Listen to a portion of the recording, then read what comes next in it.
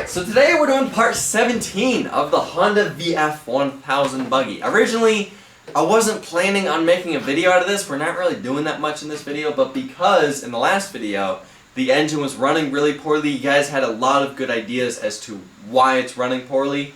We're going to try and fix it. We're going to try and get it running better. I believe I know what the problem is. We're also going to be moving the gas tank.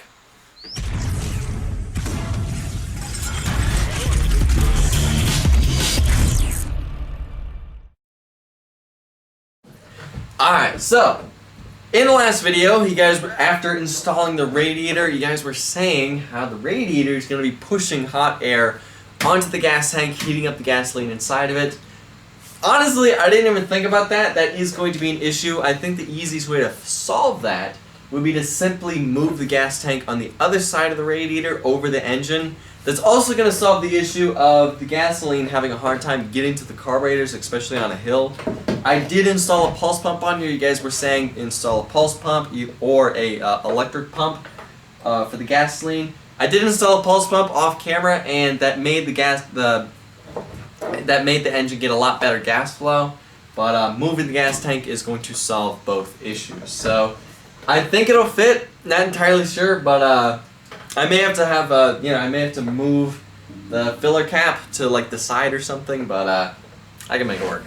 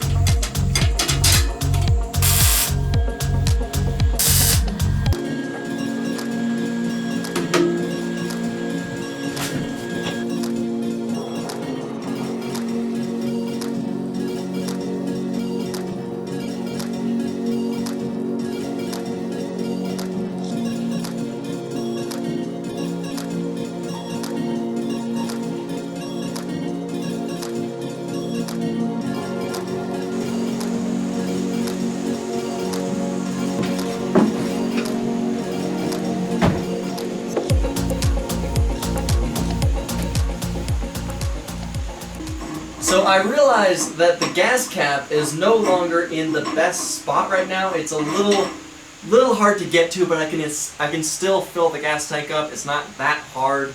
So for now, let's leave it alone. Let's work on something else.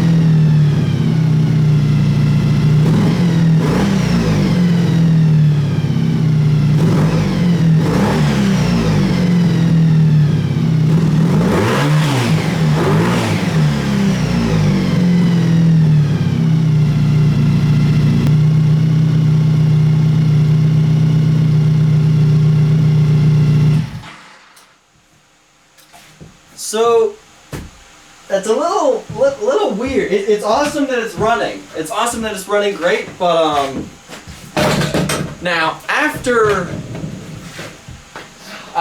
that video, the last video of this buggy, in the video I was letting it idle and to test out the new radiator, and it wasn't running that great. It backfired once, and it was really just sputtery, smoking, and everybody was saying that my carburetors were out of sync. After that video, the next day I played around with it and I found out that it was only running on 2 cylinders. After finding that out, I traced back the problem to what I believe was the CDI. The CDI just wasn't firing both coils. One of the coils just was not getting a spark. I checked the coil. It wasn't the coil. I flipped the wires from the good coil to the coil that was not firing, and then that coil started firing. So I checked the wiring, I checked this, I checked that, and I did a test. I took the CDI and I lightly tapped it on the frame. Then all the coils, all the spark plugs started firing for about 10 seconds, and then it would completely shut off, no spark at all. 5 minutes later, then one of them would spark. Then I would turn it off 5 minutes later. Then both of them would, both coils would spark. So what I believed what was going wrong was the CDI. So I went out of town. While I was out of town, I bought a new CDI. I'm finally back. I just fired it up since I've been back, and now both coils and all 4 spark plugs seem to be firing. So I guess it fixed itself. I'm not really sure if it's going to stay fixed. You know, I'm hoping it will. I'm hoping that, you know, the new CDI that I bought was like $100 and something bucks. I'm hoping I don't have to use it. I'm gonna keep it in case it ever burns out. It'd be cool that if it fixed itself. That would be awesome. But I kind of doubt it, just because when CDIs go bad, they're really temperamental. For me, at least, that's what I've found out. I've had the CDI on the Honda CBR go out, and what I find is just they're really temperamental. Sometimes they work, sometimes they don't. When that happens, you just get a new CDI, and that solves the issue. But for now, it seems like it solved itself. It seemed like it fixed itself, and it's working. Let's take it outside and drive it around a little bit and see if it works.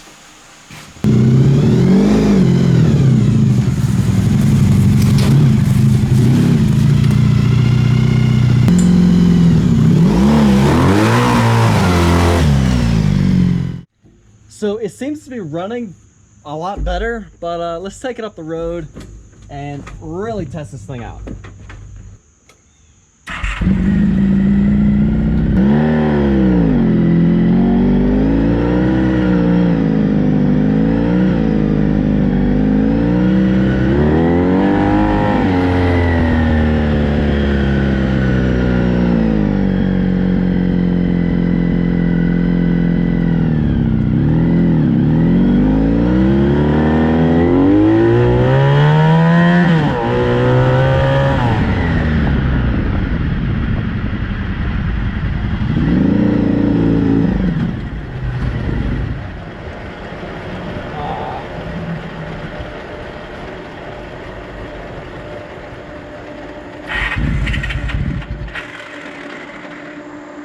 Oh!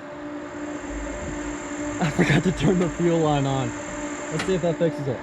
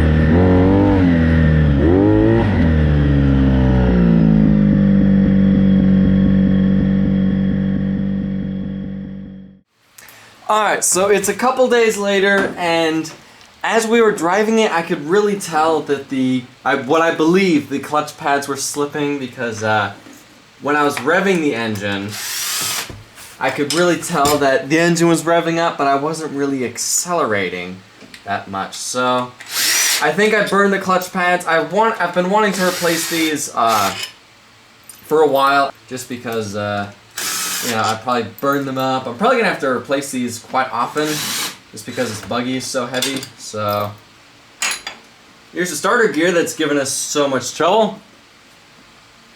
Looks like it's in good shape still. All the teeth are still there. It's not wearing away. No wear marks, so that's good. Let's put that back. So this morning I just picked up the new clutch pads. I've been soaking them in oil for like an hour or two. Let's take these things off and see how bad they are. Hey. Okay. Let's look at the manual, because I'm not really sure how to get this thing off. Ah, okay. Great, it looks like I need a tool that I don't have. I'd hate to do this, but I have no other choice. I really don't like doing that. So I made a tool. It's basically just a 1/4-inch plate with that cut into it. So let's see if this works.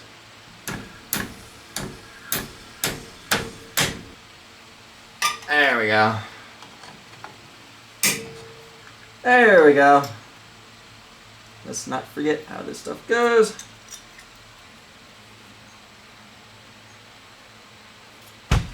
Alright, so here's the new clutch pads. Simply just put them in.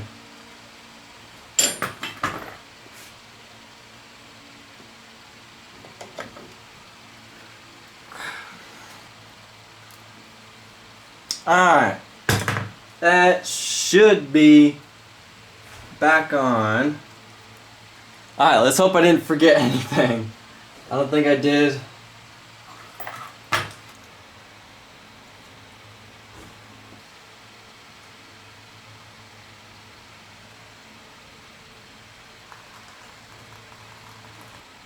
Alright, so cover's back on. I put a new gasket on here finally. Let's fill this thing back with oil and let's test the clutch to see if there's any difference.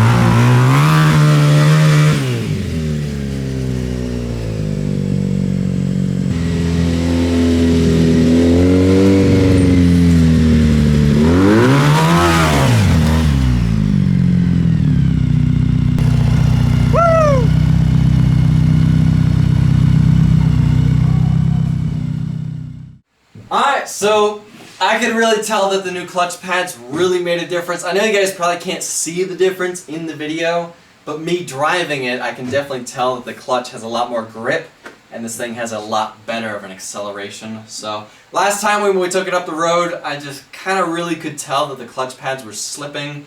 Every time I'd really get on the throttle a little bit, the engine would rev up, but the clutch was just slipping really bad, and the thing really wasn't accelerating that hard. So who knows how old those clutch pads were, who knows if they needed to be replaced when I even bought the engine. So, you know, I'm hoping it's not going to be a normal thing with every time I take this off-road the clutch pads need to be replaced, just because those ones that I bought, that was $270 in clutch pads. So hoping it's not going to be a normal thing with that needing to be replaced every time I take it off-road, just because of how heavy this thing is.